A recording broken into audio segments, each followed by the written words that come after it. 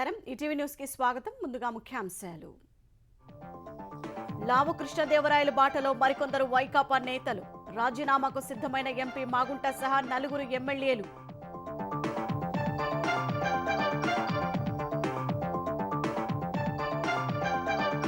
అనంతపురం జిల్లాలో ప్రజాప్రతినిధి స్మార్ట్ దందా పలకరింపుల ముసుగులో నచ్చిన ఆస్తులు స్వాహా 300 ఎకరాల వరకు కబ్జా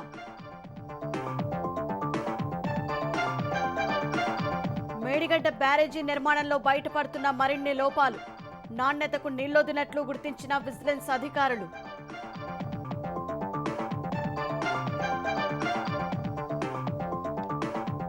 తెలంగాణలో త్వరలోనే డిఎస్సి అనుబంధ నోటిఫికేషన్ లోక్సభ ఎన్నికల షెడ్యూల్కు ముందే జారీకి విద్యాశాఖ సన్నాహాలు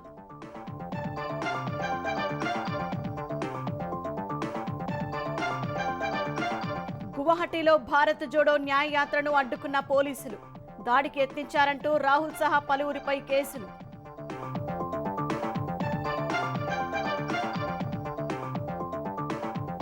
అయోధ్యకు పోటెత్తుతున్న భక్తులు తొలి రోజు బాలరాముడిని దర్శించుకున్న 5 లక్షల మంది తగిన ఏర్పాట్లు చేయాలని యోగి ఆదేశాలు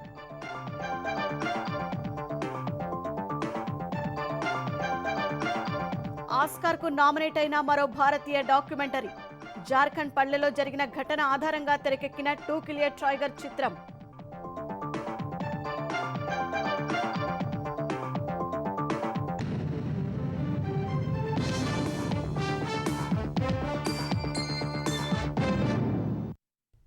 వైకాపా కోటకు బీటలు వారుతున్నాయి. పార్టీ ఎంపీలు ఎమ్మెల్యేలకు భ్రమలు తొలగిపోతున్నాయి. జనంలో తీవ్ర వ్యతిరేకత దృష్ట్యా వైకాపాలో కొనసాగితే ప్రజలతో తమ సంబంధాలు తెగిపోతాయనే భయంతో ఒక్కొక్కరుగా పార్టీని వీడుతున్నారు.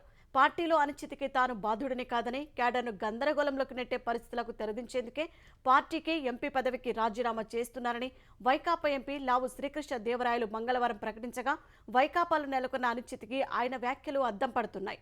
అధిష్టానం ఆడుతున్న సీట్ల బంతాటకు బలవుతున్న వారు కనీస గౌరవం దక్కని బలహీన వర్గాల నేతలు ఆ పార్టీకి గుడ్ బై చెబుతున్నారు. వైకాపాలో ఎంపీలు ఎమ్మెల్యేల రాజీనామాల పర్వం కొనసాగుతోంది. తాజాగా నరసరావుపేట ఎంపీ లావు శ్రీకృష్ణదేవరాయలు వైకాపాకు ఎంపీ పదవికి రాజీనామా చేశారు. తన స్థానంలో మరో అభ్యర్థిని నియమించేందుకు అధిష్టానం యత్నిస్తుండటంతో అవమాన భారంతో ఆయన ఈ నిర్ణయం తీసుకున్నారు. వైకాపా చేసిన సర్వేల్లో కృష్ణదేవరాయలకు అనుకూలంగా నివేదికలు వచ్చాయి. ఈ లోక్సభ నియోజకవర్గ పరిధిలోని వైకాపా ఎమ్మెల్యేలంతా శ్రీకృష్ణనే ఎంపీ అభ్యర్థిగా కొనసాగించాలని 4-5 సార్లు నేరుగా ముఖ్యమంత్రినే కలసి పట్టుబట్టారు. వారెంత మొత్తుకున్నా కొత్త అభ్యర్థిని తెచ్చేందుకే సీఎం మొగ్గు చూపారు. ముఖ్యమంత్రి ఒంటెద్దు పోకడ వల్లే ఎంపీ శ్రీకృష్ణదేవరాయలు వైకాపాను వీడారని ఆ పార్టీ ఎమ్మెల్యేలే చెబుతున్నారు. ఈ ఎంపీ ఎమ్మెల్సీ మర్రి రాజశేఖర్ వినుకొండలో ఒక మాజీ ఎమ్మెల్యే చాలా సన్నిహితంగా ఉండేవారు. ఇప్పుడు ఎంపీ పార్టీని వీడడంతో ఆయనతో పాటు మాజీ ఎమ్మెల్సీ కూడా పార్టీని వీడతారనే ప్రచారం జరుగుతోంది. ఇప్పటికే కర్నూలు, మచిలీపట్నం ఎంపీలు డాక్టర్ సంజీవ్ కుమార్, వల్లభనేని బాలశౌరి పార్టీకి ఎంపీ పదవులకు రాజీనామా చేసేశారు. ఎమ్మెల్యేలు ఆళ్ల రామకృష్ణారెడ్డి, కాపు రామచంద్రారెడ్డి కూడా పార్టీని వీడారు. రామకృష్ణారెడ్డి కాంగ్రెస్ లో చేరగా తాను తన భార్య రాయదుర్గం, కళ్యాణదుర్గం నియోజకవర్గాల్లో పోటీ చేస్తామని రామచంద్రారెడ్డి ప్రకటించేశారు. వైకాపాకు గుడ్ బై చెప్పేందుకు మరికొందరు కూడా సిద్ధమవుతున్నారు. ఆలూరులో తనను తప్పించి జెడ్పీటీసీ సభ్యుడు విరూపాక్షిని పార్టీ సమన్వయకర్తగా నియమించడంపై మంత్రి గుమ్మనూరు జయరాం తీవ్ర అసంతృప్తితో ఉన్నారు. పలుమార్లు సంప్రదింపుల తర్వాత సీఎం ఆయన్ను కర్నూలు లోక్సభ సమన్వయకర్తగా నియమించారు. కానీ అప్పట్నుంచి మంత్రి పెద్దగా బయటకు రావటం లేదు. ఎంపీ అభ్యర్థిగా ప్రకటించిన మరుసటి రోజు తన వర్గీయులతో ఆయన సమావేశమయ్యారు. కార్యకర్తల అభిప్రాయం మేరకు తన నిర్ణయం ఉంటుందని, తనకు అనేక అవకాశాలు ఉన్నాయని చెప్పడం ద్వారా ఆయన వైకాపా అధిష్టానానికి ఒక హెచ్చరిక జారీ చేశారు. ఓ వర్గం పెత్తనంలో తనకు అన్యాయం జరిగిందంటున్న నందికొట్కూరు ఎస్సీ ఎమ్మెల్యే ఆర్థర్ తన వర్గీయులతో ఇటీవలే చర్చించారు. మరో పార్టీలో చేరాలా, స్వతంత్రంగా బరిలోకి దిగాలా అనే దానిపై త్వరలో నిర్ణయం ప్రకటిస్తానంటున్నారు. తెలుగుదేశం ఎంపీ కేసినేని నానిని వైకాపాలోకి తీసుకునే కుట్రలో భాగంగానే తనకు అన్యాయం చేశారని తిరువూరు ఎస్సీ ఎమ్మెల్యే రక్షణ నిధి ఆగ్రహం వ్యక్తం చేశారు. సీఎం పిలిపించినా కలిసేందుకు ఆయన వెళ్లలేదు. 2-3 రోజుల్లో తన నిర్ణయాన్ని ప్రకటిస్తానని ఆయన అంటున్నారు. తొలి జాబితాలోనే సీటు కోల్పోయిన సంతనూతలపాడు ఎస్సీ ఎమ్మెల్యే సుధాకర్ బాబుకు సుమారు 45 రోజుల తర్వాత సీఎం కార్యాలయం నుంచి పిలుపొచ్చింది. సోమవారం సీఎంను కలిసేందుకు వెళ్లిన ఆయన జగన్ను కలవలేకపోయారు. అపాయింట్మెంట్ మరో రోజుకు మారిందని ఆయనకు అధికారులు చెప్పి పంపారు. సీఎం తనతో మాట్లాడే విధానం ఆధారంగానే ఆయన పార్టీలో కొనసాగడమా లేదా అనేది ఆధారపడి ఉంటుందని చెబుతున్నారు. ఒంగోలు సిట్టింగ్ స్థానాన్ని మాగుంట శ్రీ శ్రీనివాసులు రెడ్డికి కాకుండా కొత్త అభ్యర్థికి ఇస్తామని చెబుతున్నారు. ఫలితంగా మాగుంట కూడా వైకాపాలో కొనసాగే అవకాశం లేదని తెలుస్తోంది. పెనమలూరు ఎమ్మెల్యే మాజీ మంత్రి కొలుసు పార్థసారథి, ఎమ్మెల్సీ జంగా కృష్ణమూర్తి పార్టీలో తమకు జరిగిన అవమానంపై బహిరంగంగానే నిరసన తెలిపారు. పెనమలూరులో పార్థసారథి స్థానంలో మంత్రి జోగి రమేష్ ను పార్టీ సమన్వయకర్తగా నియమించారు. అప్పట్నుంచి పార్థసారథి స్తబ్దుగా ఉన్నారు. ఆయనతో ఇప్పటికే తెలుగుదేశం నేతలు 1-2 సార్లు భేటీ అయ్యారు. ఆయన వైకాపాను వీడడం ఖాయంగా కనిపిస్తోంది. మరోవైపు గురజాల తన సొంత నియోజకవర్గమని, గతంలో కాసు మహేష్ కోసం ఆగాలని అంటే వదిలేశానని, ఇప్పుడు ఆ సీటు తనకివ్వాలని జంగా కృష్ణమూర్తి కోరుతున్నారు. కుల సంఘాల ప్రతినిధులతో ఆయన సమావేశాలు నిర్వహిస్తూ వస్తున్నారు. ఏ అధికారమూ లేని పదవులు ఇచ్చారని, ఒక చిన్న పనికి ప్రారంభోత్సవం కూడా చేయలేకపోయారని కృష్ణమూర్తి అంటున్నారు. ఈ పరిస్థితుల్లో వైకాపాను వీడేందుకు ఆయన దాదాపు సిద్ధమైపోయారు. కాంట్రాక్టు పనులకు ప్రభుత్వం నుంచి సకాలంలో బిల్లులు రాక వైకాపా నాయకులే ఆస్తులు అమ్ముకుంటున్నారని మైలవరం ఎమ్మెల్యే వసంత కృష్ణప్రసాద్ అన్నారు. కోట్ల రూపాయల బిల్లుల బకాయిల కోసం కాంట్రాక్టర్లు తన కార్యాలయం చుట్టూ తిరుగుతున్నారని ఆవేదన వ్యక్తం చేశారు. మైలవరం నియోజకవర్గం జి కొండూరు మండలం వెలగలేరు గ్రామంలో ఆసుపత్రి ప్రారంభోత్సవం సందర్భంగా ఆయన ఈ వ్యాఖ్యలు చేశారు. తన భవిష్యత్తును కాలమే నిర్ణయిస్తుందన్న ఆయన సంక్షేమంతో పోల్చుకుంటే అభివృద్ధిలో పోటీ పడలేకపోతున్నామని చెప్పారు. జగన్మోహన్ రెడ్డి గారు ఈ సంక్షేమ పథకాలు ప్రాధాన్యత ఇచ్చినందువల్ల గ్రామాల్లోకి వెళ్ళినప్పుడు చాలా విషయాల అభివృద్ధితో పోటీ పడలేకపోతా ఉన్నాం. 20,000 మందికి ఇంటి పట్టాలు ఇస్తే వాటికి అభివృద్ధి నిమిత్తం ఫిల్లింగ్లు చేస్తే వాటికి దాదాపుగా చేసిన ఏ కాంట్రాక్టర్కి ₹1 డబ్బు రాలా. వాళ్ళందరూ రోజు నా ఆఫీసుల చుట్టూ తిరగటం జరుగుతుంది. ఈ బిల్డింగ్ నేను కోటేశ్వరరావు గారిని గడిచిన 3 మాసాలు బట్టి కాళ్ళు పోతుకోవడం ఒకటే తక్కువ. ప్రతిసారి మాట్లాడి పాపం ఆయన్ని ఎంతో బలవంతంగా ₹1 బిల్లు పడకపోయినా కూడా బిల్లింగ్ పూర్తి చేయించాం. మైలవరంలో సీతారెడ్డి అని చెప్పి వైఎస్ఆర్ కాంగ్రెస్ పార్టీకి 10 సంవత్సరాలు బట్టి ప్రాణం ఇచ్చి పనిచేస్తే పార్టీ కోసం కష్టపడ్డాడు కదన్న 7 కోట్లు అతనికి వర్కులు ఇచ్చి రోడ్లు డ్రైన్లు పోయేంటే అత్యంత ఉత్సాహంతో అప్పులు తీసుకొచ్చి రోడ్లు డ్రైన్లు పోస్తే వాళ్ళ పార్టీ ఇచ్చిన మామిడి తోట కూడా అమ్ముకోవాల్సి వచ్చింది. ఎవరైనా ప్రజాప్రతినిధి మన వీధికి వచ్చి గుడ్ మార్నింగ్ చెప్తే ఎలా ఉంటుంది? ఇంటికే వచ్చే సమస్యలు ఉన్నాయా అని అడిగితే ఏమనిపిస్తుంది? సంతోషమే కదా అంటారా? కానీ అక్కడ గుడ్ మార్నింగ్ పేరు వింటేనే ప్రజల గుండెలు అదురుతున్నాయి. ఏ స్థలంపై కన్నేస్తారో, ఎవరి భూమి కాజేస్తారో అని బెంబేలెత్తుతున్నారు. భూ కబ్జాలు, దౌర్జన్యాలు, ఇసుక, మట్టి, మైనింగ్ ఇలా అధర్మ రాజ్యంలో ఆయన అవినీతి అనంతం. కొండలు గుట్టలే కాదు, ఆఖరికి చెరువులు ఆయన కన్నేస్తే కనుమరుగవ్వాల్సిందే. గుడ్ మార్నింగ్ ఈ పేరు వింటేనే అనంతపురం జిల్లాలో చొక్కాకు వైర్లెస్ మైక్ తగిలించుకుని వీధుల్లో తిరిగే నాయకుడొకరు గుర్తొస్తారు. సమస్యలు తెలుసుకునేందుకు గల్లీల్ని చుట్టేస్తున్నట్లు పైకి కనిపించినా నిజానికది భూదోపిడీకి ముందస్తు రెక్కి అని తత్వం బోధపడిన వారు చెబుతుంటారు. నచ్చిన భూమిని ఎలా దక్కించుకోవాలో, ఎదురు తిరిగిన వాళ్లను ఎలా తన కాళ్ల వద్దకు తెచ్చుకోవాలో ఆయనకు తెలిసినంతగా మరెవ్వరికీ తెలియదేమో. 4.5 ఆయన అవినీతి సంపాదన గురించి ప్రత్యర్థులే కాదు, సొంత పార్టీ నేతలే నోరెళ్లబెడతారు.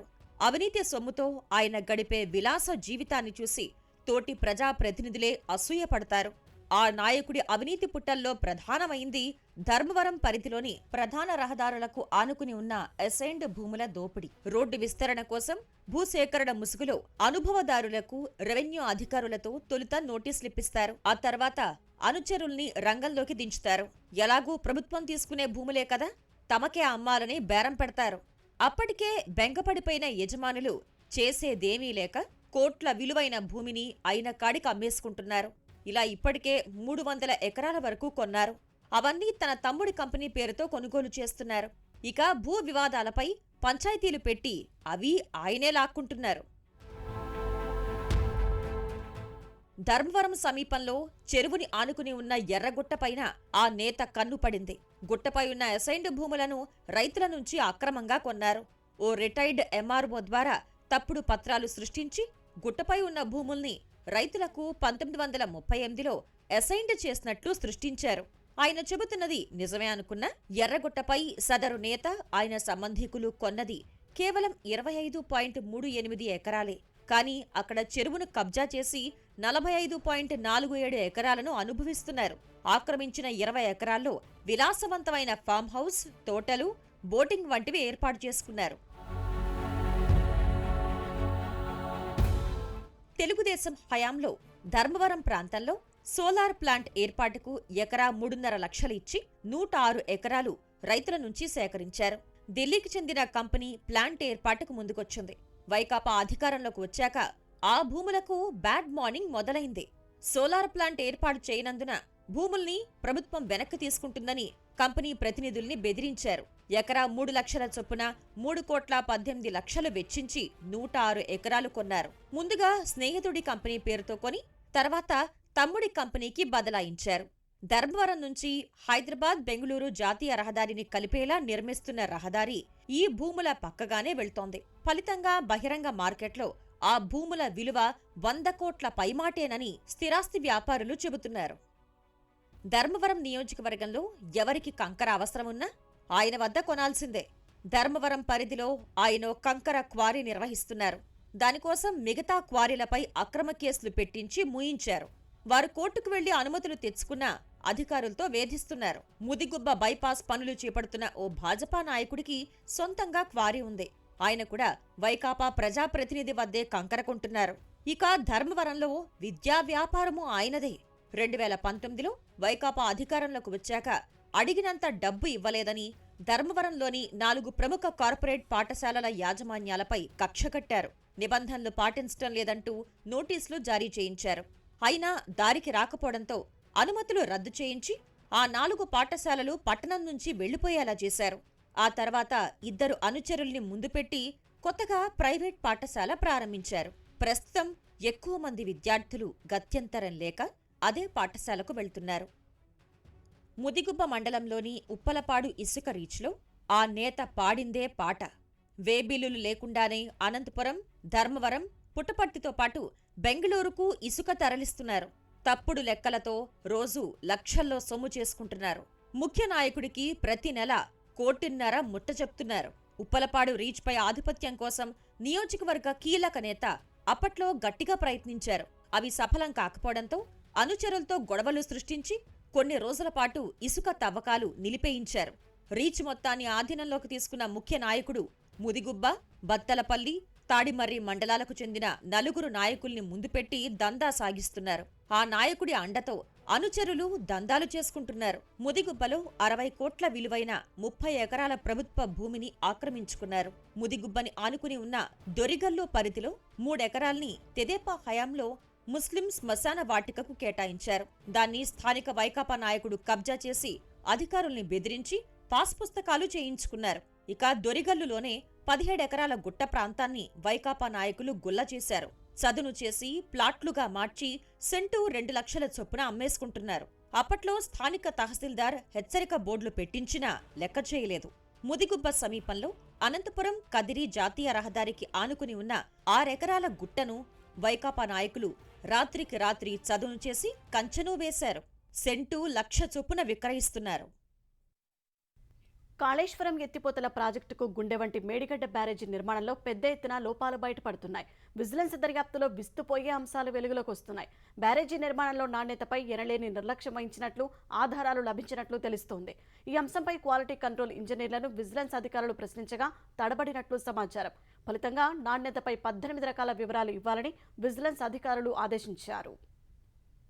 మేడిగడ్డ బ్యారేజీలో డిజైన్ లోపాలతో పాటు క్వాలిటీ కంట్రోల్ ఇంజనీర్లు నాణ్యత పరీక్షలకు తిలోదకాలిచ్చారనే వాదన వినిపిస్తోంది. విజిలెన్స్ అండ్ ఎన్ఫోర్స్మెంట్ దర్యాప్తులో ఈ విషయం బయటపడినట్టు తెలుస్తోంది. ఇటీవల మేడిగడ్డ బ్యారేజీని సందర్శించిన విజిలెన్స్ బృందం క్వాలిటీ కంట్రోల్ ఇంజనీర్ల నుంచి అవసరమైన సమాచారం రికార్డులు కోరగా వారు నీళ్లు నమిలినట్లు సమాచారం. బ్యారేజీ 7వ బ్లాక్ కుంగిపోవడమే కాకుండా గేట్ల దిగువన నీళ్లు పడే చోట గ్లేసియర్స్ దెబ్బతినటం, 2 పియర్స్ మధ్య ఉన్న గోడ మధ్యలో కాంక్రీట్ లేచిపోవడం, పియర్స్ బాగా పాడవడంతో నాణ్యతపై విజిలెన్స్ అధికారులు పూర్తి స్థాయిలో దృష్టి పెట్టినట్లు తెలిసింది. నాణ్యతకు సంబంధించి 18 రకాల వివరాలు ఇవ్వాలని వారు క్వాలిటీ కంట్రోల్ ఎగ్జిక్యూటివ్ ఇంజనీర్ ను కోరారు. బ్యారేజీ పునాది పని జరిగే సమయంలో పరిశీలించిన అంశాలు, కోర్ తీసి చేసిన పరీక్షల సమాచారం, ఇన్వెస్టిగేషన్, సర్వే వివరాలను తేదీలతో సహా ఇవ్వాలని కోరినట్లు తెలిసింది. బ్యారేజీ నిర్మాణం ఏ తేదీన ప్రారంభమైంది, వచ్చిన మెటీరియల్ ను పరీక్షించిన వివరాలు, కాంక్రీట్ మిక్స్ డిజైన్లు, క్వాలిటీ కంట్రోల్ ల్యాబ్ లో చేసిన పరీక్షల వివరాలు, ప్రతి నెల బిల్లులు చెల్లించేందుకు క్వాలిటీ కంట్రోల్ సర్టిఫికేట్ ఇచ్చే ముందు రికార్డుల పరిశీలనకు సంబంధించిన ఆధారాలు ఇవ్వాలని అడిగినట్లు సమాచారం. క్వాలిటీ కంట్రోల్ ఇంజనీర్లు పరిశీలించిన తర్వాత రాసిన రిమార్కులు, సరిదిద్దిన అంశాలు, ఉన్నతాధికారులు పరిశీలించినప్పటి వివరాలు, నిర్మాణ ప్రాంతంలో ఉన్న ఇంజనీర్లతో క్వాలిటీ కంట్రోల్ ఇంజనీర్లు జరిపిన ఉత్తర ప్రత్యుత్తరాలు, వచ్చిన ఫిర్యాదులపై తీసుకున్న చర్యలు, ఇలా పూర్తి స్థాయిలో వివరాలను కోరినట్లు సంబంధిత వర్గాల ద్వారా తెలిసింది. వచ్చినవి వచ్చినట్లుగా ఆమోదించడమే క్వాలిటీ కంట్రోల్ పనా అని విజిలెన్స్ అధికారులు క్వాలిటీ కంట్రోల్ ఇంజనీర్లను నిలదీసినట్టు తెలిసింది. వచ్చే ఫైళ్లు, బయటకు వెళ్లే ఫైళ్ల నెంబర్లను సీజ్ చేయాలని ఆదేశించినట్లు సమాచారం. ప్రాజెక్టు నిర్మాణంలో నాణ్యతకు అత్యంత ప్రాధాన్యం ఇవ్వాలి. పని జరిగిన తర్వాత క్వాలిటీ కంట్రోల్ విభాగం ఇంజనీర్లు నాణ్యతను పరిశీలించి ప్రమాణాల మేరకు ఉండేలా చర్యలు తీసుకోవాలి. కానీ ప్రాజెక్టు ఉన్నత స్థాయి ఇంజనీర్లు, గుత్తేదారులు ఎలా చెబితే అలా చేశారనే అభిప్రాయానికి వచ్చినట్లు తెలుస్తోంది. ఈ నేపథ్యంలో మరింత లోతుగా పరిశీలిస్తున్నట్లు సమాచారం. మేడిగడ్డ బ్యారేజీలో పియర్స్ బాగా దెబ్బతిన్నాయి. మొదటగా 7వ బ్లాక్లోని 20వ పియర్ కుంగిన విషయం తెలిసిందే. దానికి ఇరువైపులా ఉన్న 19, 21 పియర్స్ దెబ్బతిన్నట్లు అధికారులు ధృవీకరించారు. కానీ ఇతర బ్లాకుల్లోనూ ఈ ప్రభావం కనిపిస్తోంది. దిగువ భాగాన పరిశీలిస్తే మరిన్ని సమస్యలు వెలుగులోకొచ్చాయి. ఇటీవల విజిలెన్స్ అండ్ ఎన్ఫోర్స్మెంట్ బృందాలు డైరెక్టర్ జనరల్ మేడిగడ్డ బ్యారేజీని సందర్శించినప్పుడు మరిన్ని లోపాలు గుర్తించారు. సుమారు 11 పియర్స్ పై ప్రభావం పడినట్లు వారు భావిస్తున్నారు. ఇంకా 22వ పియర్ బీటలు వారింది. 11వ పియర్ సైతం నిలువుగా చీలినట్లు బీటలున్నాయి. వీటితో పాటు 26వ పియర్ గేటుకు దిగువ భాగాన 19వ పియర్కు పగుళ్లు తేలాయి. బ్యారేజీ గేట్ల వద్ద గ్లేసియర్స్ కూడా దెబ్బతిన్నాయి. 6వ బ్లాక్లోని 25, 26 పియర్స్ గోడ మధ్యలో ఉన్న కాంక్రీట్ కొట్టుకుపోయి కుప్పలా పడింది. 29, 30వ పియర్ మధ్య గేటు దిగువ కొంత భాగం కొట్టుకుపోయింది. పగుళ్లు కూడా కనిపిస్తున్నాయి. రాఫ్ట్ కింది భాగంలో ఇసుక జారిపోయినట్లు తెలుస్తోంది. ప్రవాహ ఉధృతిని తట్టుకునేందుకు రక్షణగా ఏర్పాటు చేసిన సీసీ బ్లాక్లు కొట్టుకుపోవడం, ఆపై సరైన చర్యలు చేపట్టకపోవడంతో నష్టం వాటిల్లినట్లు అంచనా వేస్తున్నారు. నీటిని వదిలి 7వ బ్లాక్కు రింగ్ బండ్ ఏర్పాటు చేసి ప్రమాదానికి గల కారణాలను తెలుసుకునే పనిలో ఇంజనీర్లు ఉన్నారు. 19, 20, 21 పియర్స్ వద్ద డౌన్ స్ట్రీమ్లో పనులు చేస్తున్నారు. పియర్స్ మధ్య భాగంలోని ఇసుకను తీశారు. ఆ ప్రాంతంలో నీటి నిల్వలు లేకుండా మోటార్లతో తోడుతున్నారు. 11వ పియర్ నుంచి 30వ పియర్ వరకు ఇసుక అడ్డుగా వేసి పరిశీలిస్తున్నారు. 31వ పియర్ నుంచి నదిలో నీటి ప్రవాహం కనిపిస్తోంది. పూర్తి స్థాయిలో అన్ని పియర్స్ను క్షుణ్ణంగా పరిశీలిస్తే మరిన్ని సమస్యలు వెలుగులోకొచ్చే అవకాశం ఉంది. తెలంగాణలో లోక్సభ ఎన్నికల షెడ్యూల్ వచ్చేలోపు డిఎస్సీ అనుబంధ నోటిఫికేషన్ జారీకి కసరత్తు జరుగుతోంది. ఈ క్రమంలో విద్యాశాఖలో పదవి విరమణ చేరున్న వారితో సహా పలు వివరాలను అధికారులు సేకరిస్తున్నారు. తెలంగాణలో ఈ ఏడాది మొత్తం 3,800 మంది ప్రభుత్వ ఉపాధ్యాయులు పదవీ విరమణ చేయనున్నారు. మార్చి నెలాఖరు నుంచి పదవీ విరమణలు ప్రారంభం కానున్నాయి. కొత్తగా ఉపాధ్యాయ నియామకాలు చేపట్టాల్సి ఉండటంతో పాఠశాల విద్యాశాఖ ఇప్పటికే ఆయా గణాంకాలను సేకరించింది. గత ఏడాది ఆగస్టులో 5,089 ఉపాధ్యాయ ఖాళీల భర్తీకి విద్యాశాఖ నోటిఫికేషన్ జారీ చేసింది. ఖాళీల సంఖ్యను పెంచి మెగా డిఎస్సీ చేపట్టాలని ప్రస్తుత ప్రభుత్వం నిర్ణయించింది. పాత నోటిఫికేషన్కు మరో 5,000 ఖాళీలను కలిపి అనుబంధ నోటిఫికేషన్ ఇవ్వనుంది. లోక్సభ ఎన్నికల కోడ్ అమల్లోకి వచ్చేలోపే అనుబంధ నోటిఫికేషన్ జారీ చేయాలని భావిస్తోంది. సీఎం రేవంత్ రెడ్డి వద్ద మరోసారి చర్చించి తుది ఆమోదం పొందాల్సి ఉందని తామంతా సిద్ధం చేసి ఉంచామని విద్యాశాఖ వర్గాలు చెబుతున్నాయి. అయోధ్య రామాలయంలో బాలరాముడిని తొలి రోజు సుమారు 5 లక్షల మంది భక్తులు దర్శించుకున్నారు. మంగళవారం ఉదయం 6 గంటలకే పెద్ద సంఖ్యలో ఆలయానికి పోటెత్తగా మధ్యాహ్నం 2 గంటలకే 2.5 లక్షల మంది స్వామివారిని దర్శించుకున్నట్లు అధికారులు వెల్లడించారు. వెల్లువల భక్తుల రాకతో వారిని నియంత్రించడం అధికారులు, పోలీసులకు కష్టసాధ్యమైంది. ఒక దశలో స్వల్ప తొక్కిసలాట కూడా చోటు చేసుకుంది. మధ్యాహ్నం తర్వాత భక్తులను నియంత్రించి క్రమపద్ధతిలో దర్శనం కల్పించేలా ఏర్పాట్లు చేశారు. భక్తుల రద్దీ దృష్ట్యా రాత్రి 10 గంటల వరకు దర్శనానికి అవకాశం కల్పించారు. మరోవైపు ఆలయం వద్ద పరిస్థితిని విహంగ వీక్షణం ద్వారా పరిశీలించిన ముఖ్యమంత్రి యోగి ఆదిత్యనాథ్ తర్వాత ఆలయ ట్రస్ట్ సభ్యులతో చర్చించారు. భక్తులు ఎలాంటి ఇబ్బందులు పడకుండా దర్శనానికి ఏర్పాట్లు చేయాలని సూచించారు. ఇవాళ కూడా భక్తులు లక్షలాదిగా తరలివచ్చే అవకాశం ఉండగా దర్శనాలు సజావుగా సాగేలా అధికారులు, పోలీసులకు సహకరించాలని ముఖ్యమంత్రి కోరారు. రామమందిరంలో 5 ఏళ్ల బాలుడి విగ్రహ రూపంలో కొలువు తీరిన రామయ్యను ఇక నుంచి బాలక్రమంగా పిలవనున్నారు. ప్రాణప్రతిష్ఠ వేడుక నిర్వాహకుల్లో ఒకరైన రామ జన్మభూమి ట్రస్ట్ పూజారి అరుణ్ దీక్షిత్ ఈ విషయాన్ని వెల్లడించారు. ఆలయాన్ని బాలక్రమ్ మందిరంగా పిలుస్తామని చెప్పారు. రాముడి పాత విగ్రహాన్ని గర్భగుడిలోని రామ్లల్ల కొత్త మూర్తి ఎదురుగా ఉండేలా ఏర్పాటు చేశామని తెలిపారు. మరోవైపు బాలరాముడి విగ్రహం తయారీకి ఉపయోగించిన కృష్ణశిల దాదాపు 250 కోట్ల ఏళ్ల నాటిదిగా నిపుణులు తేల్చారు. National institute of rock mechanics సంచాలకులు డాక్టర్ హెచ్ఎస్ఎస్ వెంకటేష్ ఈ విషయాన్ని ధృవీకరించారు. వాతావరణ మార్పులకు లొంగని నిరోధకత గల ఈ రాయి అత్యంత మన్నికగలదని చెప్పారు.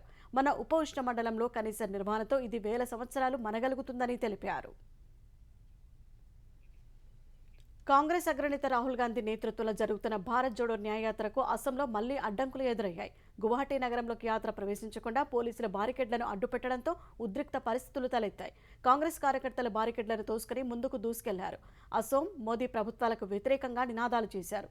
వారిని అడ్డుకునేందుకు పోలీసులు చేపట్టిన చర్యలు ఫలించలేదు. గువాహటిలో పాదయాత్ర చేయకుండా అడ్డుకోవడంపై రాహుల్ గాంధీ మండిపడ్డారు. అసోం సీఎంకు అమిత్ షా ఫోన్ చేసి తనను అడ్డుకోవాలని ఆదేశించారని ఆరోపించారు. మరోవైపు పోలీసులపై దాడి చేసేందుకు ప్రయత్నించారని, రాహుల్ గాంధీపై కేసు పెట్టాలని అసోం సీఎం హిమంత బిశ్వశర్మ రాష్ట్ర డీజీపీని ఆదేశించారు. ఈ క్రమంలో రాహుల్, కాంగ్రెస్ నాయకులపై అసోం పోలీసులు ఎఫ్ఐఆర్ నమోదు చేశారు. సార్వత్రిక ఎన్నికల సన్నాహాలను కాంగ్రెస్ ముమ్మరం చేసింది. ఈ నెల 25 నుంచి రాష్ట్రాల వారి పదాధికారుల సమావేశాలు నిర్వహించనుంది. పార్టీ శ్రేణిలో ఉత్సాహం నింపడమే లక్ష్యంగా ఏఐసీసీ అధ్యక్షుడు మల్లికార్జున ఖర్గే ఈ సమావేశాలు నిర్వహించనున్నారు. ఇటీవల అసెంబ్లీ ఎన్నికల్లో పార్టీ అధికారం చేపట్టిన తెలంగాణ నుంచి ఈ సమావేశాలు ప్రారంభించనున్నారు. ఈ నెల 28న ఉత్తరాఖండ్, 29న ఒడిశా, వచ్చే నెల 3న ఢిల్లీ, ఫిబ్రవరి 4న కేరళ, 10న హిమాచల్ ప్రదేశ్, 11న పంజాబ్, 13న తమిళనాడు, 15న జార్ఖండ్లో పదాధికారుల సమావేశాలు జరుగుతాయని ఏఐసీసీ ప్రధాన కార్యదర్శి వేణుగోపాల్ ప్రకటించారు. బూత్ స్థాయి నుంచి పార్టీ ప్రచారాన్ని ఉధృతం చేయడమే లక్ష్యంగా ఖర్గే పోలింగ్ కేంద్ర స్థాయి నుంచి రాష్ట్ర స్థాయి పదాధికారులతో సమావేశాలు నిర్వహిస్తారని వేణుగోపాల్ చెప్పారు. స్వాతంత్ర్యానంతరం బంధుప్రీతి, కుటుంబ పాలన, అవినీతి ఆధిపత్యం చెలాయించి దేశాభివృద్ధిని అడ్డుకున్నాయని ప్రధాని నరేంద్ర మోదీ విమర్శించారు. వీటిని అంతం చేయడానికి మహిళలు, యువత ముందుకు రావాలని పిలుపునిచ్చారు. నేతాజీ సుభాష్ చంద్రబోస్ 127వ జయంతి సందర్భంగా ఢిల్లీ ఎర్రకోటలో నిర్వహించిన కార్యక్రమంలో ప్రధాని పాల్గొన్నారు.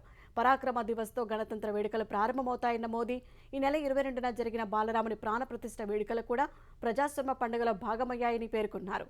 గత కొన్ని రోజులు దేశంలో సాంస్కృతిక చైతన్యానికి, ప్రజాస్వామ్యానికి, దేశభక్తికి స్ఫూర్తిదాయకమని పేర్కొన్నారు. భారత్ను గొప్ప శక్తిగా నిలబెట్టాలంటే ప్రజాస్వామ్య పునాదులు బలంగా ఉండాలని నేతాజీ చెప్పేవారని గుర్తు చేశారు. కానీ ఆయన ఆలోచనలు స్వాతంత్ర్యానంతరం దాడులకు గురయ్యాయని ఆవేదన వ్యక్తం చేశారు. హమాస్తో జరుగుతున్న యుద్ధంలో ఇజ్రాయెల్కు పెద్ద దెబ్బ తగిలింది. సెంట్రల్ గాజాలో జరిగిన ఘటనలో ఒకేసారి 21 మంది సైనికులు మృతి చెందారు. సరిహద్దుకు 600 మీటర్ల దూరంలోని కిస్సుఫింలో 2 భవనాలను పేల్చేందుకు ఇజ్రాయెల్ సైనికులు పేలుడు పదార్థాలను అమర్చుతుండగా హమాస్ మిలిటెంట్లు యుద్ధ ట్యాంకుపైకి రాకెట్ ప్రొపెల్డ్ గ్రెనేడ్ ప్రయోగించారు. గ్రెనేడ్ ధాటికి పక్కనే ఉన్న మందుగుడ్డు సామాగ్రి పేలి 2 భవనాలు కుప్పకూలగా వాటి కింద 21 మంది ఇజ్రాయెల్ సైనికులు సజీవ సమాధి అయ్యారు. యుద్ధం మొదలయ్యాక ఈ స్థాయిలో ప్రాణనష్టం సంభవించడం ఇదే తొలిసారని ఇజ్రాయెల్ సైన్యం వెల్లడించింది. తమ సైనిక సిబ్బంది మరణాలపై దిగ్భ్రాంతి వ్యక్తం చేసిన ఇజ్రాయెల్ ప్రధాని నెతన్యాహు హమాస్పై సంపూర్ణ విజయం సాధించే వరకు పోరాడతామని మరోసారి స్పష్టం చేశారు. అటు యుద్ధంలో 2 నెలల కాల్పుల విరమణకు ఇజ్రాయెల్ అంగీకరించిందని ఈజిప్ట్ సీనియర్ అధికారి ఒకరు తెలిపారు. ఈ కాలంలో బందీలను విడుదల చేసుకుందామని ఆ దేశం ప్రతిపాదించినట్లు వెల్లడించారు. హమాస్ అగ్రనాయకులు గాజా విడిచి వెళ్లేందుకు అనుమతిస్తామని పేర్కొన్నట్లు వివరించారు. అయితే హమాస్ ఈ ప్రతిపాదనను తిరస్కరిస్తోందని ఆ అధికారి తెలిపారు. శాశ్వత కాల్పుల విరమణ సహా గాజా నుంచి ఇజ్రాయెల్ సైన్యాన్ని ఉపసంహరించాలని కోరుతోందని పేర్కొన్నారు. జార్ఖండ్లోని మారుమూల గ్రామంలో జరిగిన సంఘటన ఆధారంగా తెరకెక్కిన టు కిల్ ఏ టైగర్ అనే డాక్యుమెంటరీ 2024 ఆస్కార్ అవార్డుకు నామినేట్ అయింది. ఈ డాక్యుమెంటరీకి భారతీయ సంతతికి చెందిన కెనడాలో స్థిరపడ్డ నిషా పహుజా దర్శకత్వం వహించారు. ఆమె 1967లో ఢిల్లీలో జన్మించారు. ప్రతిష్టాత్మక టొరంటో ఇంటర్నేషనల్ ఫిల్మ్ ఫెస్టివల్లో ఇప్పటికే ఈ చిత్రం విజేతగా నిలిచింది. తన కుమార్తెను అపహరించి లైంగిక దాడికి పాల్పడిన 3 నిందితుల్ని కఠినంగా శిక్షించాలని పోరాడే ఓ తండ్రి కథ ఆధారంగా ఈ డాక్యుమెంటరీని నిషా పహుజా తెరకెక్కించారు. బెస్ట్ డాక్యుమెంటరీ ఫీచర్ ఫిల్మ్ విభాగంలో టు కిల్ ఏ టైగర్ మరో 4 డాక్యుమెంటరీలతో పోటీ పడుతోంది. 96వ ఆస్కార్ అవార్డుల ప్రదానోత్సవం మార్చి 10న లాస్ ఏంజల్స్లోని డాల్బీ థియేటర్లో జరగనుంది. అంతర్జాతీయ క్రికెట్ మండలి ఐసీసీ 2023 ఏడాదికి ప్రకటించిన వన్డే జట్టుకు భారత క్రికెట్ కెప్టెన్ రోహిత్ శర్మను సారథిగా ఎంపిక చేసింది. మరో 5 భారత ఆటగాళ్లకు ఈ జట్టులో చోటు కల్పించింది. మాజీ సారథి విరాట్ కోహ్లీ, పేస్ ద్వయం Mohammed Shami, Mohammed Siraj, spinner Kuldeep Yadav, opener Shubman Gill ICC one day జట్టులో చోటు దక్కించుకున్నారు. గత ఏడాది జరిగిన వన్డే ప్రపంచ కప్ తుదిపోరులో భారత్ ఓడింది. 2023 వన్డేల్లో రోహిత్ శర్మ 52 సగటుతో 1255 పరుగులు చేశాడు. శుభ్మన్ గిల్ 1584 పరుగులు సాధించాడు. 3వ స్థానంలో ట్రావిస్ హెడ్ను ఎంపిక చేసిన ఐసీసీ మిడిల్ ఆర్డర్లో Virat Kohli, Daryl Mitchell, Heinrich Klaasen, Marco జాన్సన్లకు చోటు కల్పించింది. గత ఏడాది 6 శతకాలు చేసిన కోహ్లీ సచిన్ పేరిట ఉన్న అత్యధిక వన్డే సెంచరీల రికార్డును అధిగమించాడు.